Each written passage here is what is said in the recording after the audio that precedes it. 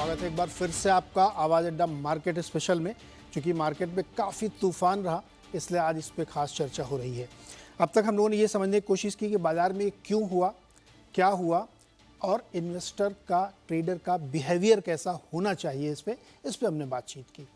अब हम एक सवाल सब पूछना चाहते हैं अपने इन्वेस्टर्स, अपने गुरुओं से, कि दो इवेंट आगे होने हैं। एक इवेंट फेड रेट कट सितंबर में, अब तो ऐसा लग रहा है कि हो ही जाएगा। कुछ लोग कह रहे हैं कि 3 कट आएंगे इसी साल 24 के अंदर। दूसरा एक इवेंट है जो पता नहीं कब होगा, लेकिन ऐसा लग रहा है कि कुछ ब्रू हो रहा है। वो जियो पॉलिटिकल टेंशन है, बहुत ज़्यादा है। मैं एक अपना एक्सपीरियंस शेयर करता हूँ। 1-1.5 महीने पहले मैं एक ऐसी गेट टुगेदर में गया था, मार्केट पार्टिसिपेंट की थी। उसमें एकदम से अचानक से एक बड़े सीनियर व्यक्ति ने कहा कि मेरे को तो सबसे बड़ा रिस्क मार्केट में जियो पॉलिटिकल लगता है। तो ऐसा कुछ भी नहीं था। तो मैंने कहा ये ऐसा क्यों बोल रहे हैं। शायद उन्होंने बहुत दूरदर्शी रहे होंगे, उन्होंने देख लिया होगा कि कुछ ब्रीफ हो रहा है। तो अब मुझे ये जानना है कि इन दो इवेंट में सबसे बड़ा इवेंट क्या है और उसकी स्ट्रेटजी क्या हो। गौरांग सर, आपसे शुरू करते हैं। आप सबसे ज़्यादा तवज्जो किसको देंगे? मेरे हिसाब से बेचारे पावल साहब बहुत परेशान होते रहेंगे अपनी कुर्सी में बैठ के, क्योंकि ये आजकल जो अनौपचारिक महाविश्वविद्यालय जो है, हाँ। सैप और एक्स वाई जेड ट्विटर वगैरह, वहां पर लोग अपने तरफ से बयान देते थे कि इतनी कटौती होगी इस साल और ये होगा वो होगा। लेकिन दोनों में से अगर मुझे एक चीज चिंता का कारण लगती है, जो हमेशा मैं मानता हूं, वो है जियोपॉलिटिकल सिचुएशन वाजपेयी जी। और वो इसलिए है कि ये एक ऐसा प्रकरण है, ये एक ऐसी परिस्थिति है जो एक छोटी सी चिंगारी से शुरू होती है और फिर उस आग में तेल डालने को समय नहीं लगता और फिर वो आग जो है वो बेकाबू हो जाती है। और उसमें फिर सीमा के भीतर या फिर सीमा के बाहर जो भी देश है, वो भी अंदर छलांग मारना चाहता है अपनी प्राथमिकता साबित करने के लिए और या फिर अपना वजूद साबित करने के लिए। ये मुसीबत जो मिडल ईस्ट में है, ये इसलिए भी थोड़ी बहुत चिंताजनक है क्योंकि मिडल ईस्ट एक ग्लोबल सप्लाई पाइपलाइन है कच्चे तेल को लेकर के। हमने पहले भी देखा है कि लाल महासागर में हूथी रिबेल्स के द्वारा जिस तरीके से ऑयल टैंकर्स के ऊपर आक्रमण किया गया, कुछ टैंकर्स को हाईजैक किया गया, वगैरह वगैरह वगैरह। तो अगर वो जियोपॉलिटिकल एंड कंसिडरिंग नीरज भाई के ईरान के पास सभी तरह के हथियार है, डिस्ट्रक्टिव है, बायोलॉजिकल है और न्यूक्लियर है। तो ये जो परिस्थिति है, देखिए ब्याज दरें यूएस में कटौती वगैरह वगैरह वगैरह वो थोड़ी बहुत पच जाएगी थोड़े समय बाद। लेकिन अगर जियोपॉलिटिकल सिचुएशन अगर उसने बहुत ही खतरनाक मोड़ ले लिया और भी लोग यहाँ पर कूद गए और भी देश कूद गए, तो शायद ये परिस्थिति बेकाबू हो सकती है और उसका सीधा सीधा असर जो सब अर्थव्यवस्था, सब देशों के लिए जरूरत है कच्चा तेल, उस पर एक बुरा असर पड़ सकता है और उसके कारण एक रिवर्स हो सकता है। इंटरेस्टिंग। अमरीश सर, आप किसको ज़्यादा तवज्जो देंगे? नहीं, I think totally geopolitical risk सबसे बड़ा है, क्योंकि हमें वी डोंट नो कि कितना बड़ा हो सकता है। यदि अटैक होता है तो कितना बड़ा हो सकता है, किसी को आइडिया शायद अभी नहीं है। कितने कंट्रीज उसमें जुड़ सकते हैं, टोटली जो सप्लाई चेन है वो डिस्टर्ब हो सकता है। So I think it is much much bigger than Fed, क्योंकि फेड का यदि कट इस बार नहीं होता है देन एटलीस्ट नेक्स्ट टाइम हो सकता है, और उसका जो प्रोज एंड कॉन्स सबको पता है। But then, as far as geopolitical risk is concerned, I mean, this is a completely blue sky. किसी को पता नहीं कि क्या हो सकता है आगे जाके। इंटरेस्टिंग। अच्छा, सरवेन जी, आप दिखाओ जरा भाई, इस सवाल का एक हिस्सा आपके चार्ट से जुड़ा हुआ जी। है ना कि ज़्यादा इम्पोर्टेंट कि अगर जियोपॉलिटिकल बहुत इम्पोर्टेंट है तो कच्चा तेल, जिसका जिक्र करें, सप्लाई वहाँ से है। तो क्या आपके हिसाब से सबसे बड़ा रिस्क इसमें हो सकता है? हालांकि मैं इसमें एक बात डालना चाहता हूँ कि देखिए, यूक्रेन वाला युद्ध चल रहा है 2-3 साल से। फिर इधर हमास के साथ वो लड़ाई चल रही, गजा में बहुत दिन से चली रही है। लेकिन अब बहुत सारे इन्वॉल्वमेंट होते जा रहे हैं और युद्ध कभी सेन माइंड से नहीं होता। वो इंसैनिटी, विम्जिकल या किसी आदमी की सनक से कुछ भी हो सकता है। अब आप बताइए सर। नहीं, देखिए, कहीं ये जो क्रूड का चार्ट उस रिस्क को दर्शा रहा है कि देखिए मिडिल ईस्ट तो वैसे एक तो इनका प्रोडक्ट भी ज्वलनशील है, प्लस वहाँ हालात भी ज्वलनशील हैं। तो ये डबल कॉम्बो जो बना हुआ है, ये डेफिनेटली मुझे लगता है ग्लोबल मार्केट्स को स्पूक करने की पूरी मादा रखता है। और अगर आप 2021 से इस चार्ट को देखें ब्रेंट को, तो ब्रेंट 70 के नीचे जाके कभी टिका नहीं है। इनफैक्ट अर्ली 2021 लेट 2020 के बाद से ब्रेंट जो है वो बहुत ज्यादा 70 के नीचे कभी जाके रुका नहीं है, तो और हमेशा सपोर्ट लेके वहां से चला ही है। तो ये जो सेटअप्स बन रहे हैं मेरे हिसाब से थोड़े बुलिश है, और मेरा एक कंडीशनल बाय है कि भाई देखिए जब तक 68 के ऊपर टिका हुआ है, 70-72 पे अच्छे सपोर्ट्स हैं, 68 के नीचे अगर किन्हीं कारण से गया तो फिर मैं लॉन्ग साइड के बेट ऑफ करूंगा, क्योंकि मैं 3-4 ट्रेड ऑलरेडी इसके कर चुका, मतलब 3-4 ऑलरेडी इसके व्यूज और ट्रेड्स दे चुका हूं। तो ये फोर्थ या फिफ्थ ट्रेड है लॉन्ग साइड का कि भाई आप 70-72 के एरियाज में जहां पे हम अभी पहुंचे हुए हैं ब्रेंट में, उन एरियाज के आसपास आप कहीं आप लेंगे, और 68 के नीचे नहीं जाएगा, 70 के नीचे इंटैक्ट गया नहीं है, और ये ब्रेकआउट करके ऊपर तकरीबन 90-95 की तरफ जाने की कोशिश करेगा। और फिर साइकोलॉजिकल 100 का आंकड़ा है जो मैं हमेशा बोलता हूं कि जब सारे ग्लोबल मार्केट्स 2008 के हाईज के ऊपर जा चुके हैं, इंक्लूडिंग गोल्ड नाउ, तो बचे दो एसेट क्लासेस, सिल्वर और क्रूड। इनको भी वो कैचअप गेम खेलना है। देखिए एसेट क्लासेस आज नहीं तो कल पीछे आगे वो कैचअप गेम होता है और वो अपनी रफ्तार पकड़ेंगे। तो मुझे सिल्वर और क्रूड में दोनों में लगता है कि जिस दिन ये दोनों रफ्तार पकड़ेंगे तो अपने अपने रिस्पेक्टिव 2008 के हाईज की तरफ चलेंगे। तो क्रूड वो 145-150 का आंकड़ा जो है ना, मुझे लगता है कि आज नहीं तो कल वो भी आएगा, थोड़ा टाइम लगेगा बट वो आएगा, और उनके वजह से आपको सब जगह तकलीफ दिखेगी। गोल्ड को क्यों आप इतना अंडरमाइन कर रहे हैं, सिल्वर सिल्वर कर रहे हैं?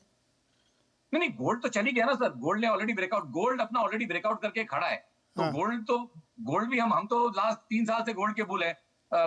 तो ऑलरेडी इसमें तो 2 साल निकले हैं, 3 साल से हम तेजी बोल रहे हैं यहाँ पे। जब $1280 था, फिर 1500 पे भी रिएटरेट किया, तो गोल्ड तो डेफिनेटली बुलिश है। दिवाली का भी टारगेट हमने आपके शो पे $3000 का दिया ही हुआ है, तो वहां तक के हमको लेवल लगते हैं कि आ जाएंगे। जी। सिल्वर और क्रूड अंडर परफॉर्म कर रहे हैं, तो मुझे लगता है यहाँ डबल स्पीड से कैचअप होगा, गोल्ड तो चलता ही रहेगा। अच्छा, अब जी। अभिषेक जी के पास। अभिषेक जी, ये जो सवाल है इसमें 2-3 और चीज़ें जोड़ देते हैं तो आपको और मजा आएगा जवाब देने में। गोल्ड देखिए कितने सेंट्रल बैंकर्स खरीद रहे हैं। लेटेस्ट डेटा कहता है कि ज्वेलरी का 18% की फॉल है, लेकिन सेंट्रल बैंकर्स खरीद रहे हैं गोल्ड, ETF खरीद रहे हैं गोल्ड। दूसरा, कई देशों में मंदी चल रही है, US में इलेक्शन होने वाले हैं और इसमें बीच में एक जंग की आशंका लगी हुई है। अब ये कितनी कॉम्प्लेक्स सिचुएशन बनी, इसलिए हमने लास्ट वीक के शो का नाम रखा था चक्रव्यूह में बाजार। आजकल चक्रव्यूह शब्द आप लोग बहुत सुन रहे होंगे, अपने देश में भी खूब चल रहा है। तो ये जो चक्रव्यूह है, इसकी सबसे कमजोर कड़ी कौन सी है? नीरज जी, कमजोर कड़ी जो है वो सिनेरियो के हिसाब से बदलती रहती है। हम लोग ऐसे पैकिंग ऑर्डर में जैसे बात कर रहे हैं, अगर आज अभी इमीडिएट कमेंट अगर हमें देना है तो डेफिनेटली जियोपॉलिटिकल टेंशन जो है वो बहुत ज्यादा एविडेंट दिख रही है, followed by the interest rate which was again a surprise from Japan side. Rather than कि वो रेट कट के बात कर रहे हैं, अभी तो ये जो ट्रेड अनफोल्ड हो रहा है उसका आगे का क्या इम्पैक्ट है वो हमें देखना होगा। सो मैं ज्यादातर फेड पे फोकस नहीं करूंगा कि वो कब रेट काटेगा, बट उससे पहले ही जो इवेंट्स हो गए हैं उनके क्या मटेरियल इकोनॉमिक इम्पैक्ट होने वाले हैं वो ज्यादा आई थिंक सो अभी का मुद्दा बनेगा जो चर्चा में रहेगा। बिकॉज बैंकिंग चैनल से सारे काम होते हैं, कुछ कुछ बैंकों में अगर स्ट्रेस आ गया और कुछ ऐसी सिनेरियो जो 2008 में हमने देखी थी, मैं बार बार जिक्र उस समय का इसलिए करता हूँ बिकॉज वो एकदम ऐसा लगता है कि एकदम फ्रेश है। ऐसी एक क्राइसिस आई थी जहां सब प्राइम जैसी कोई वर्ड यूज हो रही थी और एक सारे बैंक जो है चुंगल में फंस गए। फिर जो है एक 6-8 महीने के बाद गवर्नमेंट जागी और उसके बाद उन्होंने कुछ हेल्प आउट किया। सो मुझे लग रहा है कि इस तरह के सिनेरियो में जहां एक तरफ इरेशनल वॉर हो रहा है, जहां पे अगेन हाईएस्ट लेवल पे चीजें ठीक नहीं है, और दूसरी तरफ हम रेट की बात कर रहे हैं जो अगेन गवर्नमेंट साइड में कंट्रोल होती है। सो ये दोनों चीज ज्यादातर हमारे कंट्रोल के बाहर वाली चीज है, right? As a retail, as a professional investor, हमारे जैसे लोग मार्केट के रवैयों को देखते हुए कॉल लेते हैं कि हमें कब इन्वेस्ट करना है, कहाँ इन्वेस्ट करना है और कब तक इन्वेस्टेड रहना है। अब ये जो सर्कमस्टांसेस की बातें कर रहे हैं किसी के कंट्रोल में नहीं, इसको टाइम करना भी बहुत मुश्किल है। हम बस ये बोल सकते हैं कि ये जो चीजें हैं ये एकाएक नहीं बनी और ना ही एकाएक चली जाएगी।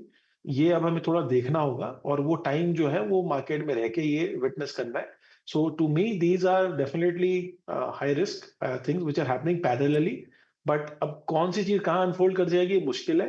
And again elections of US हम अंडरमाइन कर रहे हैं, ऐसा नहीं है। हम जब खुद अपने इंडिया के इलेक्शंस को लेके इतने वरीड थे और किसको कितनी सीटें आएंगी और फिर क्या होने वाला था, तब तक मार्केट एक 3 महीने के लिम्बो में चला गया था। और बड़ी रैली तो हमने पोस्ट इलेक्शन रिजल्ट से लेके अगर हम अभी तक का देखें थर्सडे तक, तो काफी हद तक मार्केट ने एक तरफा रैली दी है। सो ऐसा नहीं है, वहां पे भी एक पॉज आएगा। सो कई सारे फैक्टर्स है, ये बदलते रहेंगे। आज हम बात कर रहे हैं, आप देखिएगा 1 महीने बाद हम कोई दूसरी ही टॉपिक पे बात करेंगे जो इसी में से एक होगा।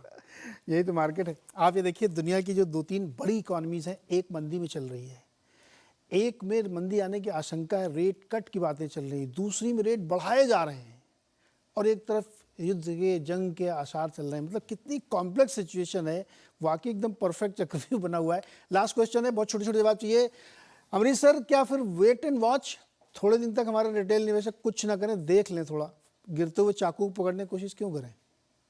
एब्सोल्युटली, इसलिए मैंने पहले कहा था कि नेक्स्ट कपल ऑफ डेज मैं वेट एंड वॉच करूंगा and then possibly decide what to buy. तब तक तो जो लिस्ट है, I think people should prepare the list, keep it ready and wait and watch.